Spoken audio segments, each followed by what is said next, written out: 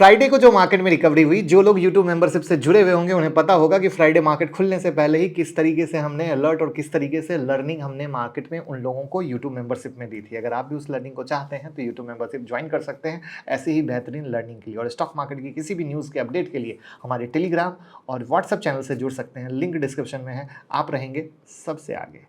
चलते हैं वीडियो पर। हेलो एवरीवन, कैसे हैं आप सब और क्या हाल समाचार हैं आप सबके। सबसे पहले तो दिल से थैंक यू कि कल मामा अर्थ मामू बनाने वाला है क्या, जिसपे मैंने जो एनालिसिस बनाई बिल्कुल शार्क टैंक इंडिया अंदाज में, जहां पर ये लोग जैसे जो स्टार्टअप वाले हैं उनसे सवाल पूछते थे, बिल्कुल उसी अंदाज में मैंने सवाल पूछने की कोशिश की और आप सबको अच्छा लगा और आप सबने कहा कि ये आईपीओ देखने का बिल्कुल नया नजरिया दिया है। और अब सिर्फ ये नहीं, जो भी आईपीओ आएगा हम उसको उसी नजरिए से देखेंगे। तो दिल से शुक्रिया। और उसी में अब एक नया कदम हम बढ़ाएंगे कि अब वीडियो में कुछ ऐसा ही कुछ इनोवेशन लेकर आएंगे जो आपको पता चल सके, क्योंकि इससे मुझे पता चला कि आपको क्या अच्छा लगा क्या अच्छा नहीं लगा। तो वहां पर अभी एक खबर आई है कि एक बिग इन्वेस्टमेंट बैंकर जिनका कहना है कि भैया मार्केट जो है, इंडियन मार्केट 25% गिर सकता है। तो क्यों गिर सकता है? तो उनका कहना है कि अगर बीजेपी हार गई, बीजेपी सत्ता में वापस नहीं आई तो गिर सकता है। तो अब हम और आप क्या है, इन्वेस्टर हैं, हम लोग उसी अंदाज में रखते हैं कि हमको क्या क्या सवाल पूछने चाहिए। तो सवाल ये होता है कि आखिर उन्होंने ऐसा क्यों बोला कि बीजेपी के आने से गिर सकता है। तो हमें पहले ये भी देखना पड़ेगा कि जब जब सत्ता में कोई दूसरी सरकार आई है या बीजेपी आई है तो क्या हुआ है। बीजेपी सरकार आई है तो आखिर कैसा काम की है, अच्छा काम की है, बुरा काम की है, किस थीम बेस पे काम की है, ग्लोबल लेवल पे क्या हुआ है, इन सब को देखना पड़ेगा।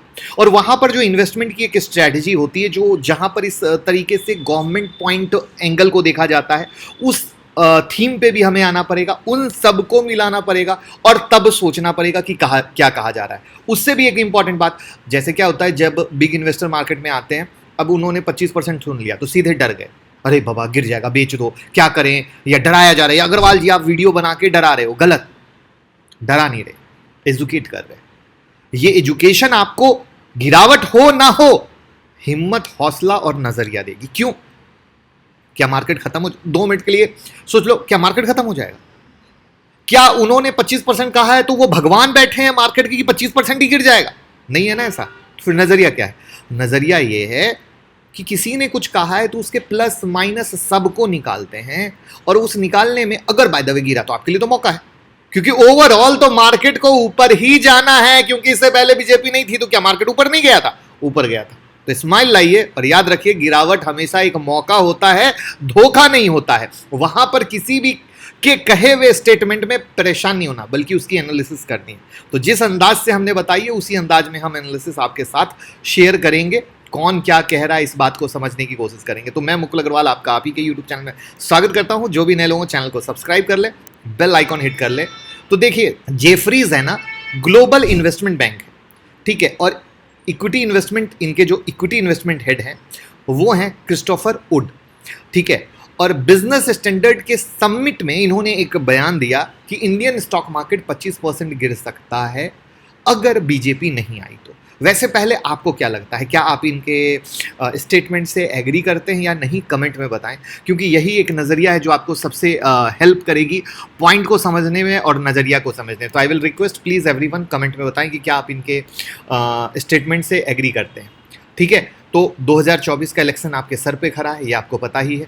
हलचल चारों तरफ से पॉलिटिकल लेवल पे बढ़ी हुई है, ये आप सबको पता है। अब यहाँ पर वुड के मुताबिक Indian mid cap stock over priced हो चुका है। बॉन्ड डील की वजह से मार्केट में शॉर्ट टर्म के लिए पैनिक हो सकता है, शॉर्ट टर्म वर्ड भूलिएगा मत।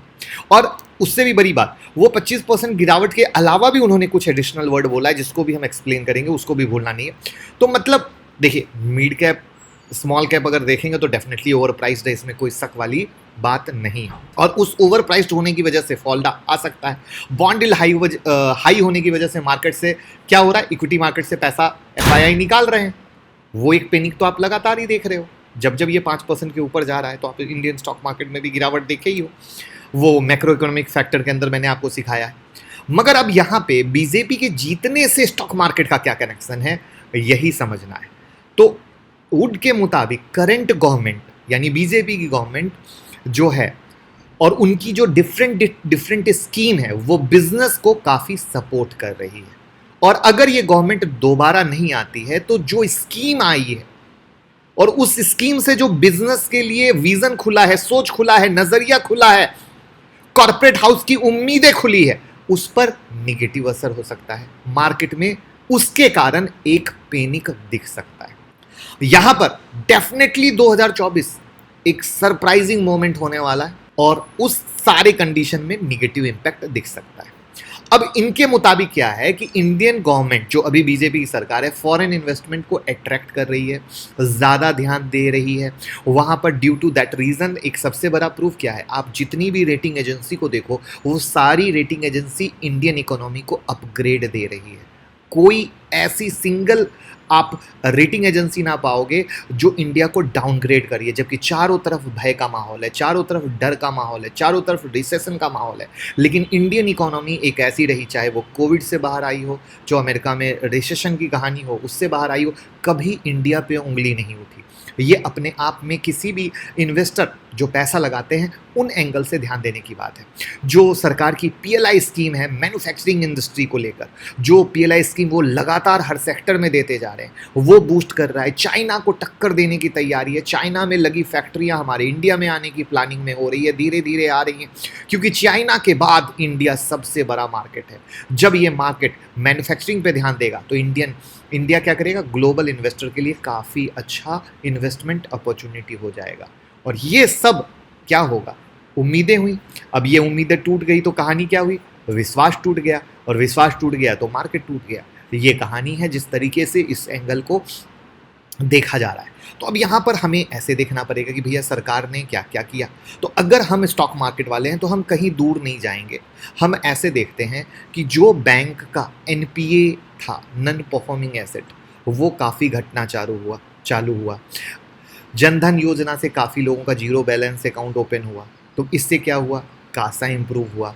इसके बाद मेक इन इंडिया के अंदर इंडियन कंपनी को ऑर्डर मिलना शुरू हुआ, एक के बाद एक, रुकता नहीं जा रहा है। टचवुड ये बढ़ता रहे, यूं ही आगे हमारा हिंदुस्तान बढ़ता रहे।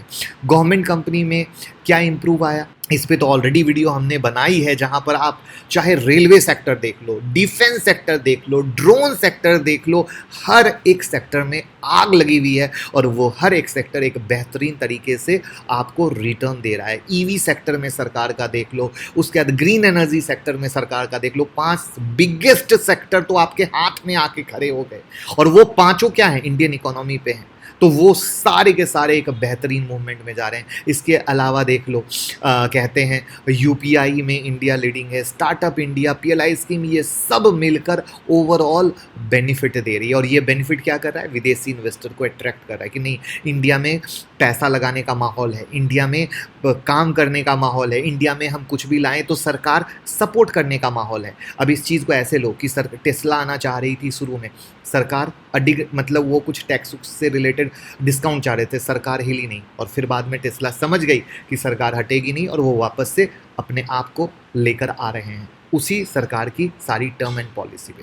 तो इन्वेस्टमेंट की दुनिया में इस टाइप की एनालिसिस को कहा जाता है ESG एनालिसिस, जिसमें हमें इकोनॉमिक कंडीशन, सोशल और गवर्नेंस का जो है ना, गवर्नेंस इशू या गवर्नेंस कह लो, उसकी एनालिसिस करनी होती है। और इसी का पार्ट है गवर्नमेंट।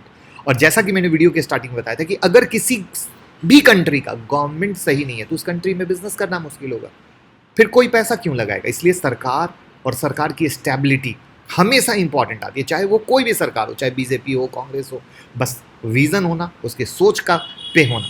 अब इसकी प्रूफ को हम हिस्टोरिकल डेटा से दिखाते हैं, जो मैंने बोला ना कि आखिर हिस्ट्री में क्या हुआ, डेटा कैसे बोलता है। तो जब पीएम मोदी की सरकार आई थी उस वक्त मई 2014 से नवंबर 2014 तक FII ने अप्रॉक्स डेट और इक्विटी में मिला के 1,60,000 करोड़ का इन्वेस्टमेंट किया था। कितना, 1,60,000 करोड़ का। इसके अलावा स्टॉक प्राइस का मूवमेंट देखें तो 1999 के सितंबर से अक्टूबर मंथ में इलेक्शन हुआ था, उस वक्त निफ्टी 6.20% गिरा था। इसके बाद 2004 में मई मंथ में फिर से इलेक्शन हुआ, मनमोहन सिंह PM बने। 2004 के मई मंथ में निफ्टी अगर देखा जाए तो 17.5% के अप्रॉक्स गिरा। इसके बाद 2014 में जब PM मोदी बने उस समय उस मंथ में निफ्टी 7.97% बढ़ा। इसके बाद 2019 में मोदी फिर से PM बने, निफ्टी उस मंथ में 1.49% बढ़ा। अब 2024 के इलेक्शन में उनको लग रहा है कि अगर बीजेपी की सरकार आई तो मूवमेंट अच्छा है। अगर नहीं आई तो गिर सकता है, क्योंकि जितनी भी फ्यूचर प्लानिंग है उस पे कहीं ना कहीं एक क्वेश्चन मार्क आएगा। फिर दूसरी सरकार आके उसको कैसे टैकल करती है, कैसे सोचती है, उस पे आएगा। तो ये सारा नज़रिया, और फिर जो दूसरे बाहर वाले पैसा लगाते हैं वो इन चीज़ों पे सोचने समझने को मजबूर हो जाएंगे कि भैया हम पैसा लगाएं या ना लगाएं, हम जाएं तो क्या करें। तो ये सारा नज़रिया बहुत इंपॉर्टेंट आता है जहाँ पर ये कहानी बन रही है। तो इस कहानी के आधार पर ये वो रीज़न होता है, जब इलेक्शन का टाइम आता है ना तो मार्केट बहुत वोलाटाइल हो जाता है। जो लोग मार्केट से रिलेट करते होंगे तो इलेक्शन से पहले भी मार्केट वोलाटाइल रहता है और इलेक्शन के बाद भी रहता है। तो ये एक नज़रिया रहता है जहाँ पर हमें बहुत ही ज़्यादा ध्यान देने की। बट ओवरऑल बताऊं, ये जितने भी इम्पैक्ट होते हैं एक शॉर्ट टर्म इम्पैक्ट होते हैं। तो ये शॉर्ट टर्म इम्पैक्ट की कहानी है, लॉन्ग टर्म इम्पैक्ट की कहानी नहीं है। इस बात को बहुत ध्यान से समझने की कोशिश कीजिएगा, तो ये आपको बहुत ज़्यादा हेल्प करेगा। तो आई होप मेरी वीडियो पसंद आई हो, कन्फ्यूज़न दूर हो गया हो कि मैंने भैया क्लियर कर दिया। एक न्यूज़ है जहाँ पर कैसे क्या होता है इसको समझना है, पैनिक नहीं लेना है। अगर मतलब जो भी नज़रिया है, अगर आप ये एग्री करते हैं कि हाँ बीजेपी सरकार सच में अच्छा कर रही है, जो कि हमारा भी मानना है, इसमें कोई दिक्कत नहीं है। बट इसमें पॉलिटिक्स ना लाया जाए कि अब आप मणिपुर के बारे में ये वो। ओवरऑल अगर हम इकोनॉमी लेवल पे किस तरीके से ग्रोथ कर रहे हैं, हम स्टॉक मार्केट में अपने खून पसीने की कमाई इन्वेस्ट कर रहे हैं, उसको किस नज़रिए से देख रहे हैं, तो हम उसके एंगल से बात कर रहे हैं। तो डेफिनेटली ये माना जा रहा है कि अगर मोदी सरकार वापस आती है तो स्टॉक मार्केट में आप एक अच्छा मूवमेंट देखेंगे, और नहीं आती है तो एक गिरावट आप यानी करेक्शन के तौर पे देख सकते हैं। बट वो वापस से एक अपॉर्चुनिटी देगा। ऐसा नहीं है कि अब कोई दूसरी सरकार आ गई तो मार्केट मर जाएगा। वो वापस से अपॉर्चुनिटी देगा, फिर दूसरी सरकार का अपना विजन होगा, वो अपने एंगल से काम करेगी, और तब फिर वहाँ से पैसा बनेगा। तो आई होप बस वीडियो को लाइक कीजिए, शेयर कीजिए, प्यार दीजिए, और कोई भी सवाल हो तो पूछते रहिए। अब हर एक आईपीओ, चाहे एसएमई का हो या मेन बोर्ड का हो, उसकी हर एक छोटी से छोटी अपडेट आपको हमारी ब्लॉग पर हिंदी और अंग्रेजी दोनों में पढ़ने पे मिलेगी। लिंक डिस्क्रिप्शन में जाइए, लिंक को सेव कर लीजिए, लोगों के साथ भी शेयर कीजिए। बहुत मेहनत से हर एक आईपीओ की सारी अपडेट हम आपके लिए लाते हैं और बहुत कुछ मिलने वाला है।